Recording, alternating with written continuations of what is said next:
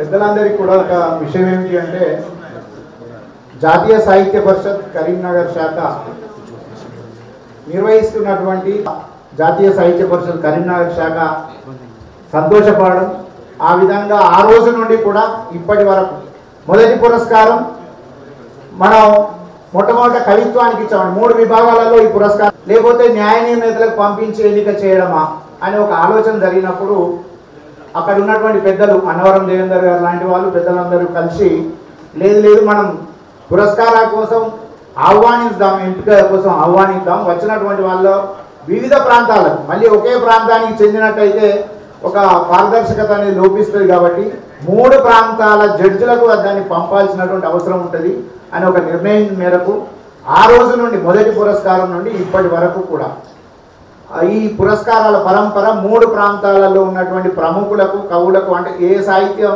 కథలు అయితే కథకులకు, కవిత్వం అయితే కవులకు, నవలా రచయితలకు ఇలా పంపి వాళ్ళ నుండి న్యాయ నిర్ణేతల నుండి మనం తీసుకున్న తర్వాత వచ్చిన వాటిలలో ఏది హైయెస్ట్ మార్కులు వచ్చాయో దాని ఆధారంగా ఈ ఎంపిక అనేది జరిగింది.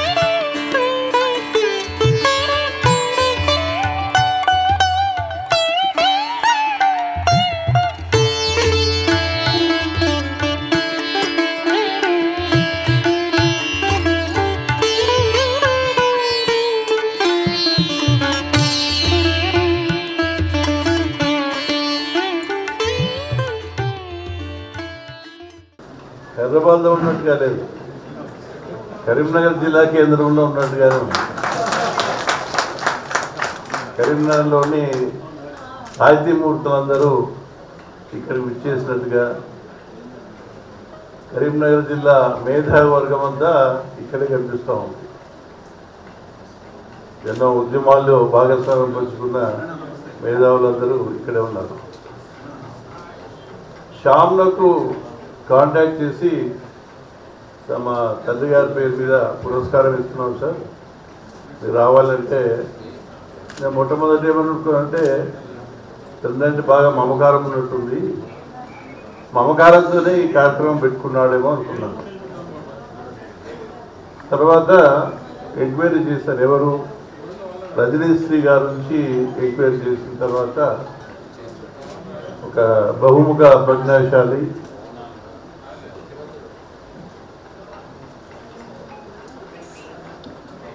ఎన్నో కళా విభాగాల్లో, సాహిత్య విభాగాల్లో తన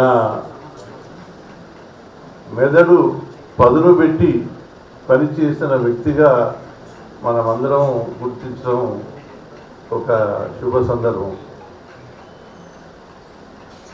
ఆయన అసలు జీవితం చాలా ఇంట్రెస్టింగ్గా ఉంది. శ్యామ్ పంపించాడు, కొంత బయోడేటా పంపించాడు వాళ్ళ తండ్రి గురించి. అంటే చిన్నప్పటి నుంచి ఆయన జీవితం మొత్తం బహుశా సాహిత్యానికి, నాట్య కళకి అంకితం చేసినట్టుగా నేను భావిస్తూ ఉన్నాను. అంటే నాట్య కళాకారుడుగా కాకుండా నాట్యాన్ని రచించి ప్రధానంగా మహిళా పాత్రలన్నింటినీ అతనే వేసి ఆ పాత్రలకి జీవం పోసి ఆనాడున్న ప్రజల్ని మరిపించినట్టుగా మనకు అనిపిస్తూ ఉంది. నటరాజ రామకృష్ణ గారి దగ్గరికి వెళ్ళి వారి దగ్గర శిష్యరికం చేసి ఆంధ్ర నాట్యం నేర్చుకోవడమే కాకుండా దాన్ని ఆయన ఏ పాఠశాలలో ఒక ఉత్తమ ఉపాధ్యాయుడిగానే కాకుండా ఏ పాఠశాలలో పనిచేసినా ఆ పాఠశాల విద్యార్థులకి ఈ ఆంధ్ర నాట్యాన్ని నేర్పించి ఆ విద్యార్థులచే ప్రదర్శనలిపించడం చాలా గొప్ప విషయం. అంతేకాదు అంజుబాబు దగ్గర కథక్ నృత్యాన్ని కూడా నేర్చుకోవడం, చాలా పుస్తకాలు, కవిత్వము చెప్పనక్కర్లే. కరీంనగర్ జిల్లా కళాకారుల మీద ఒక పుస్తకాన్ని రచించారు. బహుశా అది మన కరీంనగర్ జిల్లాలోనే మొదటి పుస్తకం అనుకుంటాను కళాకారుల మీద ప్రత్యేకంగా రచించిన పుస్తకం. సో ఇదే రోల్ మోడల్ ఫాదర్గా మనం అనుకోవాల్సిన అవసరం ఉంది. మనము ఉంటున్న ఈ సమాజం, ఈ ఆధునిక సమాజంలో అన్నదమ్ములే కొట్టుకుంటూ నాన్న ఆస్తుల్ని అమ్ముకుంటున్న ఈ రోజుల్లో నాన్నగారి పేరు మీద ఇలా పురస్కారాలని ప్రతి సంవత్సరం 2 పురస్కారాలని అందించడం నిజంగా మనందరి తరఫున ఒక్కసారి చప్పట్ల రూపంలో చాను అభినందిద్దాం. ఒక రకంగా మన తెలుగు నేల మీద తల్లిదండ్రుల మీద పురస్కారాలు ఇవ్వడం అనేది బహుశా తెలుగు నేల మీదే చూస్తూ ఉన్నాం. ఇదొక సాంప్రదాయంగా, ఇదొక గొప్ప సాంప్రదాయంగా మనం గుర్తించాల్సిన అవసరం ఉంది.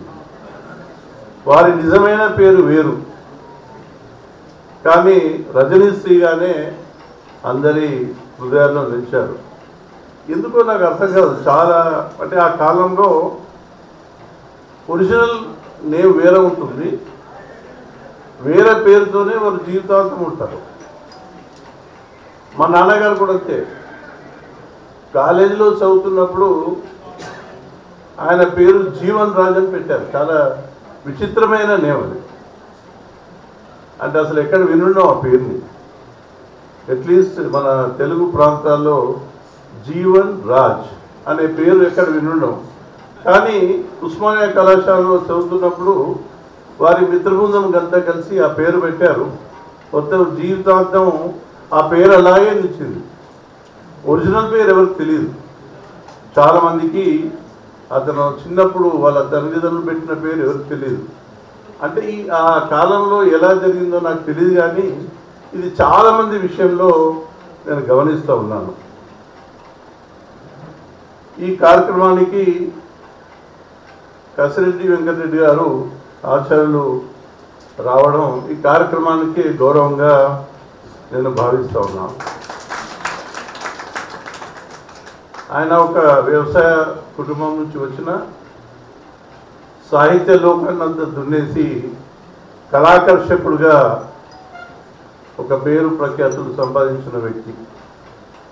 ప్రాచ్య కళాశాలలో సంస్కృతాన్ని నేర్చుకుని ఆ నేర్చుకున్న సంస్కృతంతో భగవద్గీతని ముత్యాల సరాల రూపంలో అనువాదం చేసిన ఒక ధార్మికుడు కసిరెడ్డి వెంకటరెడ్డి గారు. ఆయనకి రోల్ మోడల్ నాకు అనిపిస్తుంది వివేకానందుడు. వివేకానందుడే ఆయనకి ఆదర్శం.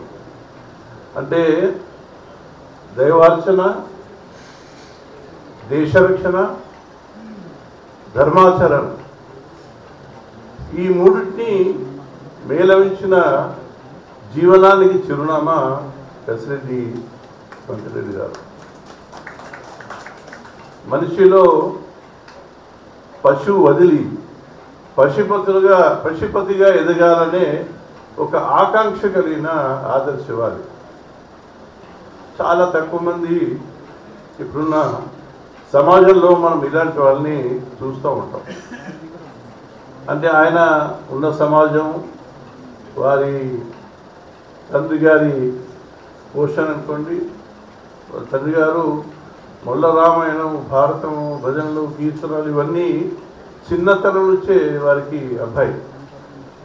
సో ఆయన పెరిగిన వాతావరణం బహుశా ఈ రోజున్న సమాజంలో ఎవరికి ఆ పరిస్థితులు లేవనే ఒక భావన కలుగుతూ ఉంటుంది. సో అలాంటి వ్యక్తి మన మధ్యలో ఉండడము ఈ అవార్డు కార్యక్రమానికి ఒక అందంగా నేను భావిస్తూ ఉన్నాను.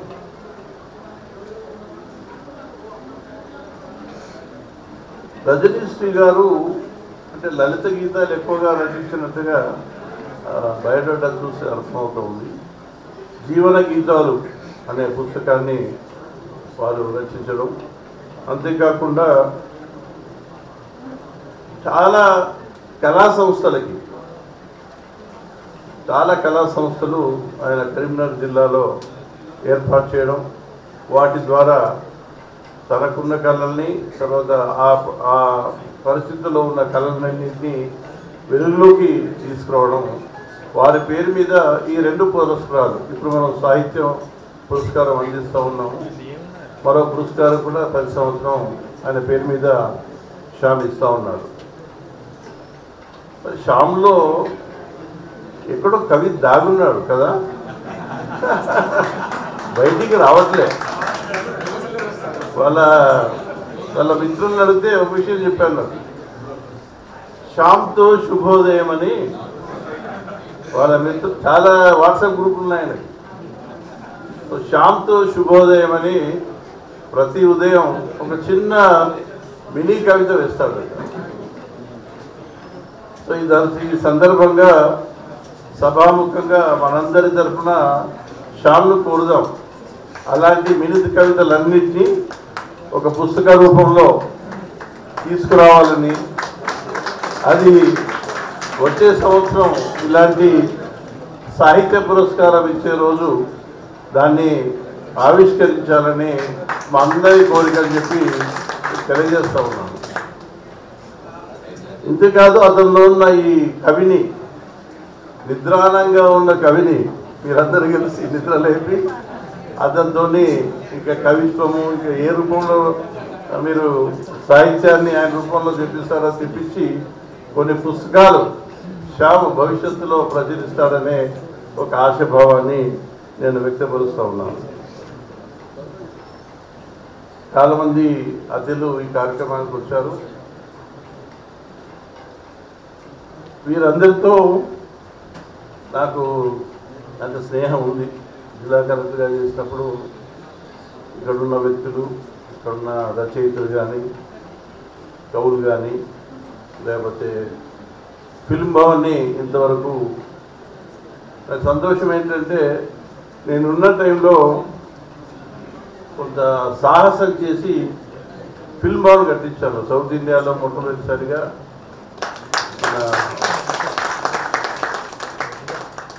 వారానంద్ ఘోష అతని ఇన్స్పిరేషన్ నాకు, అతను సజెషన్ మీద నేను సాహసం చేసి కొద్దిగా నిధుల్ని రెగ్యులరో ఇల్రెగ్యులరో నాకు తెలియదు, మొత్తానికి ఆ భవనం ఇచ్చింది.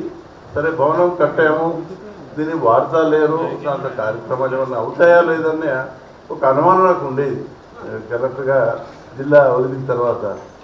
కానీ ఇంతవరకు ప్రతి సంవత్సరం బ్రహ్మాండంగా సాహిత్యానికి సంబంధించిన కార్యక్రమాలు, వివిధ కళలకు సంబంధించిన కార్యక్రమాలు చేయడమే కాకుండా ఫిల్మ్ స్క్రీనింగ్ కూడా అక్కడ జరపడం, ఎన్నో ఫిల్మోత్సవాలు, చిత్రోత్సవాలు ఆ భవన్లో జరగడం నాకు నిజంగా చాలా గర్వంగా కూడా ఉంది.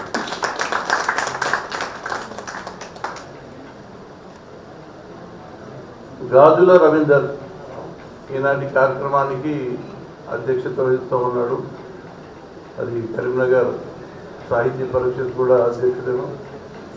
ప్రభుత్వ ఉపాధ్యాయుడైన చిన్నపిల్లల పాఠ్య పుస్తకాల రచయితగా నేను ఆయన పేరు వింటూ ఉన్నాను. అలాగే మన మధ్య అన్నవరం దేవేందర్ చాలా ఇంట్రెస్టింగ్ కవితలు, అంటే కవి రచయిత, అంటే తెలంగాణ పదజాలాన్ని, బహుశా తెలంగాణ సాహిత్యానికి ఒక గౌరవం తెచ్చిన వ్యక్తిగా నేను అన్నవరం దేవేందర్ని భావిస్తాను. ఈ మధ్యకాలంలో ఒకసారి సోషల్ మీడియాలో ఎక్కడ చూశాను, తెలంగాణ మాండలికం అని అంటూ ఉంటాం, అంతేనా? కానీ ఎక్కడో ఒక మేధావి ఏమంటున్నాడంటే తెలంగాణ భాష తెలంగాణ మాండలికం కాదు, ఇది స్వయం ప్రతిపత్తి కలిగిన ఒక భాష. అంటే మనం గ్రామాల్లోకి వెళ్ళి కనుక ప్రజలతో మాట్లాడితే వాళ్ళ నోటి ద్వారా వచ్చే పదాలని కనుక మనం అన్నీ సేకరించి మనము ఒక దానికి ఉన్న అస్తిత్వం ఉన్న ఒక భాషగా, తెలంగాణ భాషగా మనం ఎస్టాబ్లిష్ చేయొచ్చని ఒక మేధావి అంటుంటే నేను సోషల్ మీడియాలో చూశాను. ఇది డిబేటబుల్ ఇష్యూ. కానీ ఇక్కడున్న సాహితీవేత్తలు మీ అందరికీ నాలెడ్జ్ ఉంది కాబట్టి మరి ఆ విషయాన్ని కొంత బహుశా దేవేందర్ గారే దీనికి జస్ట్ బెల్ ది క్యాట్ ఈ విషయంలో చొరవ తీసుకొని మరి ఏదైతే స్టేట్మెంట్ నేను చూశానో దానిలో అంత సత్తా ఉందా, ఆ స్థాయిలో తెలంగాణ భాష ఉందా అన్న విషయం మీద తప్పకుండా వారితో పాటు మీరందరూ ఆర్చన చేస్తారని నేను అనుకుంటా ఉన్నాను. ఊరి దస్తూరి అనేది ఆయన కాలం సిగ్నేచర్. అన్నవరం దేవుడి చాలా పాపులర్ అయింది ఊరి దస్తూరి అని. గంధ లక్ష్మణరావు గారు చాలా కాలం తర్వాత డాక్టర్ గారు ఇప్పుడు మన మధ్యకి వచ్చారు. చాలా సౌమ్యుడు. అప్పటి నుంచి ఆయన రాజేష్ గారు అని ప్రిన్సిపాల్గా ఉండేది ఉమెన్స్ డిగ్రీ కాలేజ్, నేను కలసగా ఉన్నప్పుడు. ఆ బిల్డింగ్ పరిస్థితి నాకు ఇంకా తెలుసు. చాలా చాలా దారుణ పరిస్థితుల్లో ఆ బిల్డింగ్ ఉండింది. నా భార్య కళాశాలలో చదివింది, డిగ్రీ చదివింది. అప్పుడు ఒక నిర్ణయం తీసుకుని చాలా ఫండ్స్ నేను వెచ్చించి ఒక కొత్త ఉమెన్స్ డిగ్రీ కాలేజ్ భవనాన్ని నా హయాంలోనే కట్టేస్తాను. దాని క్రెడిట్ ప్రిన్సిపాల్ రాజేశ్వర్ గారు తర్వాత లక్ష్మణరావు గారికి దక్కుతుందని నేను భావిస్తాను. సాహిత్య రత్న బిరుదాంకితుడు, అన్ని సాహితీ ప్రక్రియలో అనుభవజ్ఞుడు, మంచి విశిష్టత కలవాడు, విశిష్ట బోధన చేసే ఒక ఆచార్యుడిగా గంధ లక్ష్మణరావు గారు నాకు చాలా సుపరిచితుడు. ఆయన అంటే నాకు చాలా గౌరవం కూడా. వారు ఈరోజు ఈ కార్యక్రమంలో ఉండడం నాకు చాలా ఆనందంగా ఉందని తెలియజేస్తూ ఉన్నాను. నీవు ఏంటిది లక్ష్మణరావు గారు విన్నా, నీవు అని ఒక ప్రయోగం, నీవు అనే ఒక ప్రయోగం అంటే సాహిత్యంలో ఒక ప్రయోగం వారు చేశారని చెప్తూ ఉంటే విన్నాను నేను.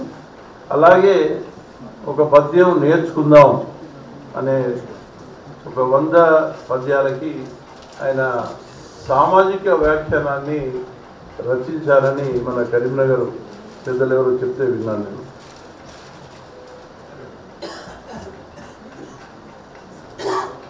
ఇంకెవరున్నారు? నేను మామిడి హరికృష్ణ గురించి చెప్పాను. ఆయన ఎవరో నాకు తెలీదు,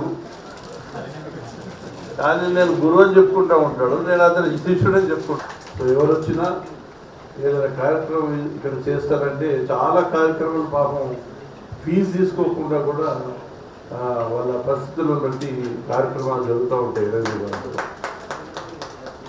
so he's a permanent director culture of Ravindra Bharati. అంటే సర్వీస్లో ఉన్నప్పుడు కాదు, జీవితాంతం డైరెక్టర్ కల్చర్గా ఉంటాడేమనిపిస్తున్నారు. అంటే డిపెండెన్సీ, గవర్నమెంట్కి అంత డిపెండెన్సీ. హరికృష్ణ పోతే ఏమవుతుందో, ఎవరు చేస్తారు ఈ ఉద్యోగం, ఎవరు న్యాయం చేస్తారు? ఇంత బ్రహ్మాండంగా తెలంగాణ కల్చర్ని, కళలకి, కళాకారులకి ఎవరింత సపోర్ట్ ఇస్తారని గవర్నమెంట్ లెవెల్నే వాళ్ళు అనుమానపడతారనమాట. ఆ ధైర్యం చేయలేక అతన్ని అలాగే డైరెక్టర్గా కంటిన్యూ. పార్టీలు మారుతూ ఉన్నాయి, ప్రభుత్వాలు మారుతూ ఉన్నాయి, కానీ ఆయన మాత్రం పదవి నుంచి ఎవరు టచ్ చేయడం లేదు. టచ్ చేయకూడదని కూడా మనం అందరం ఆశిద్దాం. పొన్నం రవిచంద్ర సీనియర్ జర్నలిస్ట్, ఒక గొప్ప సుప్రసిద్ధ సినీ విమర్శకుడు. అప్పుడు కంబైన్డ్ ఆంధ్రప్రదేశ్ స్టేట్లో కూడా నంది అవార్డ్ జ్యూరీ మెంబర్గా ఉన్నాడు. ఎన్నో అంతర్జాతీయ చిత్రోత్సవాలకి జ్యూరీ మెంబర్గా ఉన్నాడు. ఈ మధ్య 2024 అనుకుంటున్నాను గద్దర్ అవార్డ్ సినీ విమర్శకి అతనికి ఇవ్వడం జరిగింది. 80 సంవత్సరాల తెలుగు సినిమా మీద, తర్వాత సినీ ప్రముఖుల మీద ఎన్నో వ్యాసాలు రాసి మంచి పేరు ప్రఖ్యాతలు సంపాదించుకున్న వ్యక్తి పొన్నం రవిచంద్ర. నేను కమిషనర్ ఐఎన్పిఆర్గా ఉన్నప్పుడు కూడా నా దగ్గర కొంతకాలం వర్క్ చేశారు జర్నలిస్ట్గా. ఇంకా ఎవరున్నారో చాలామంది పెద్దలు వేదిక మీద ఉన్నారు. మహేష్ కరీంనగర్ ఆర్డీఓ కూడా ఉన్నాడు.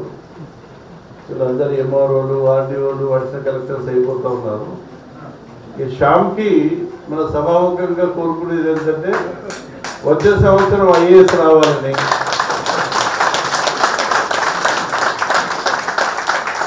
నేను రాగానే అడిగాను, ఇంక ఎంత సర్వీస్ ఉన్నాయని అడిగాను. 5 సంవత్సరాలు ఉంది సార్ అన్నాడు. ఓకే తదాస్తున్నాను. ఎందుకంటే ఐఏఎస్ రావడానికి అదొక క్రైటీరియా, ఎంత సర్వీస్ ఉందనేది చాలా ముఖ్యం. ఒక 2 సంవత్సరాలు 3 సంవత్సరాలు అంటే ఐఏఎస్ ఇవ్వరండి. అంటే ఐఏఎస్ ఇచ్చిన తర్వాత కొన్ని పదవుల్ని అధిరోహించి న్యాయం చేస్తారా ప్రజల విషయం అక్కడ ప్రభుత్వాలు ఆలోచిస్తూ ఉంటాయి. మల్లారెడ్డి మురళీమోహన్ గారు అంటే శ్రీకాకుళం జిల్లా నుంచి మీరు చూడండి ఆయన అచీవ్మెంట్స్. అతను కవితలు రాస్తారు, కథలు రాస్తారు, మంచి కవితా సంపుటి ఇప్పుడు మన ముందు ఉంది. ఇది కాకుండా ఆయన ఫోటోగ్రఫీ, గ్రాఫిక్ డిజైనింగ్, కార్టూన్స్. కాలేజీలో ఒక కాన్సెప్ట్ ఎడ్యుకేషన్లో హవర్డ్ గార్డనర్ అని ఒక కాన్సెప్ట్ బాగా పాపులర్ అయింది ఎడ్యుకేషన్లో. Multiple intelligences. మనం ఇంతవరకు ఇంటెలిజెన్స్ అంటే సార్ ఐన్స్టీన్కి ఐక్యూ 160 అని, లేకపోతే న్యూటన్కి 190 అని, ఎలాన్ మస్క్కి 155 అని, లేకపోతే స్టీఫెన్ హాకింగ్కి 160 అని, ఈ రకంగా మనం ఒక మెజర్తో ఇంటెలిజెన్స్ని కొలుస్తూ ఉండడం మనకు సాంప్రదాయంగా ఉంది. కానీ ఈ హవర్డ్ గార్డనర్ వచ్చిన తర్వాత అతను 8 టైప్ ఆఫ్ ఇంటెలిజెన్సెస్ ఉంటాయని ఒక కాన్సెప్ట్ ప్రపోజ్ చేశారు. అంటే మనకు ఒక టైప్ ఆఫ్ ఇంటెలిజెన్స్ ఉండదు, అయితే 8 రకాల ఇంటెలిజెన్స్లో ఒక్కొక్క వ్యక్తిలో ఒక్కొక్క ఇంటెలిజెన్స్ స్పేషియల్ ఇంటెలిజెన్స్ అంటారు. అంటే విజువలైజ్ చేయడం, ఆయన గ్రాఫిక్ డిజైన్స్ కానీ ఫోటోగ్రఫీ కానీ. నేను గమనించిన 3 ఇంటెలిజెన్స్ ఆయనకున్న ఇప్పుడు క్వాలిఫికేషన్స్ కానీ ఆయన బయట బాడీలో ఇప్పుడు కొంతమంది డాక్టర్స్ చూసారో లేదో వాళ్ళ ఫింగర్స్ ఎట్లుంటాయంటే సర్జరీ చేయడానికి సూటబుల్గా ఉంటాయి. నేను విజయనగరం పోస్టింగ్ చేసేటప్పుడు నాకు వైజాగ్లో కొడుకు పుట్టాడు. విజయనగరం ఆర్డీఓ ఉన్నాను. వైజాగ్లో నాకు అబ్బాయి డెలివరీ అయినాడు. డెలివరీ అయిన 2 రోజులకే ఒక సమస్య వచ్చింది. అంటే పాలు తాగుతున్నాడు కానీ బయటికి వెళ్ళిపోతూ ఉన్నాయి. మాకు ఒక ఫ్యామిలీ ఫ్రెండ్ విజయనగరంలో పెడియాట్రిషియన్ ఉన్నాడు. ఆయన పిలిస్తే వెంటనే చూసి డయాగ్నోజ్ ఇమీడియట్లీ. సో ఇది ఇమీడియట్గా సర్జరీ చేయాలి సార్ అన్నాడు. మరి ఎక్కడ తీసుకెళ్ళాలంటే పెడియాట్రిక్ సర్జన్ ఉన్నాడు వైజాగ్లో, మీరు ఇమీడియట్గా రష్కి వెళ్ళి అన్నాడు. తీసుకెళ్ళాము. ఆ రోజే సర్జరీ చేసేసారు. ఇంకా ఆ మచ్చ ఇక్కడ ఉందన్నమాట. Still I remember his name, doctor Janardhan అని, పెడియాట్రిక్ సర్జన్. అంటే చిన్న పిల్లలకి నెలలు 1 సంవత్సరం 2 సంవత్సరాల వయసు ఉన్నారు, పుట్టిన పాప కూడా సర్జరీస్. అంటే ఎంత సన్నగా ఉంటుంది చెప్పండి, పేరు చాలా సన్నగా ఉంటుంది. ఆయన వేలు కూడా అలాగే ఉన్నాయి సన్నగా. సో పోగానే సర్జరీ చాలా ఫాస్ట్గా చేసేసాడు. అండ్ ఇటువంటి సక్సెస్ఫుల్ సర్జరీ, మళ్ళీ మాకు సమస్య రాలే. అట్లాగే స్పోర్ట్స్ మెన్ ఉంటారు, జిమ్నాస్టిక్స్ ఎవరైతే షైన్ అవుతారో వాళ్ళ లక్షణాలు చిన్నతనంలోనే మనం ఐడెంటిఫై చేయొచ్చు. ఎథ్లీట్ ఎవరవుతారు అనేది వాళ్ళ బాడీలీ కైనెస్టిక్స్ అంటారు. అది చూస్తారు. ఇప్పుడు మనకి కరీంనగర్ రోడ్లో ఒక స్పోర్ట్స్ స్కూల్ ఉంది, మీకు తెలుసా? సోంకుంట దగ్గర ఒక స్పోర్ట్స్ స్కూల్ ఉంది. స్పోర్ట్స్ స్కూల్ అంటే ఏం చేస్తారంటే చిన్న పిల్లల్నే ఐడెంటిఫై చేస్తారు. వాళ్ళకి నిజంగా స్పోర్ట్స్లో కానీ ఏ ఈవెంట్లో కానీ వాళ్ళు షైన్ అయ్యే అవకాశం భవిష్యత్తులో ఉందా అని అప్పుడే కొన్ని టెస్ట్ చేస్తారు. చేసిన తర్వాత ఆ వయసులో సెలెక్ట్ చేసి ఎడ్యుకేషన్తో పాటు ఆ సెలెక్టెడ్ స్పోర్ట్ అండ్ గేమ్ మీద వాళ్ళకి శిక్షణ ఇస్తారు. అటువంటి వాళ్ళు తప్పకుండా నేషనల్ లెవెల్లో, ఇంటర్నేషనల్ లెవెల్లో, ఒలింపిక్స్లో పోవడానికి అవకాశం ఉంది. అలాగే బాగా డ్యాన్స్, నృత్యం చేసేవాళ్ళు వాళ్ళ బాడీ కూడా కొంత డిఫరెంట్గా ఉంటుంది. So that is bodily kinesthetic intelligence అన్నమాట. అంటే బాడీ మన స్ట్రక్చర్ ఒక టైప్ ఆఫ్ ఇంటెలిజెన్స్ రిఫ్లెక్ట్ చేస్తూ ఉంటుంది. మల్లారెడ్డి మురళీమోహన్ గారికి ఈ 3 intelligence, linguistic intelligence, bodily kinesthetic intelligence and spatial intelligence, అంటే ఈ ఇంటెలిజెన్స్ అందరికి ఉంటాయి కొద్ది గొప్ప, ఆయనకి ఎక్కువ మోతాదులో ఉంటాయి అన్నమాట. సో మంచి కవితా సపోర్ట్ తీసుకొచ్చారు. సృజనాత్మకత ఉంది, కొత్తదనం ఉంది, మన జీవితాలని కదిలించేది. అవన్నీ సంపుట్లో ఆ రివ్యూ చూశాను అంతే, పుస్తకం చదివే సమయం లేదు, సారీ. సో మరి ఇలా మంచి కవితా సంపుటి మరి మన చేతుల మీదుగా ఈరోజు ఆవిష్కరించినందుకు మనమందరం గర్వపడుతూ వారికి మనందరి తరఫున చప్పట్ల ద్వారా మన హృదయపూర్వకమైన అభినందనలు తెలియజేద్దాం. ఎక్కువ సమయం తీసుకోకుండా వచ్చిన మేధావులందరికీ నమస్కరిస్తూ సెలవు.